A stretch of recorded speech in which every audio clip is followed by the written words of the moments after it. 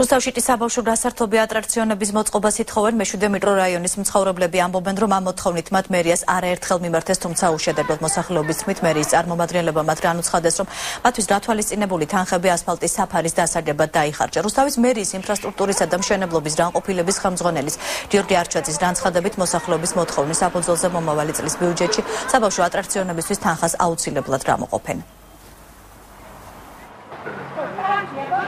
ეს არის ჩვენი შვილების სათამაშო. პაკრიშკევიც თვითონ მოიტანეს ბავშვებმა, მაგრამ საღამოთი ისეთები შემოდიან, აი მელია რომ მოხდება მურიან ტრუბაში. რამდენი ჩვენ მერიას ვუთხართ, იმდენი ეს ადგილი გაფიდულიაო და ვერაფერს ვერ გავაკეთებთ.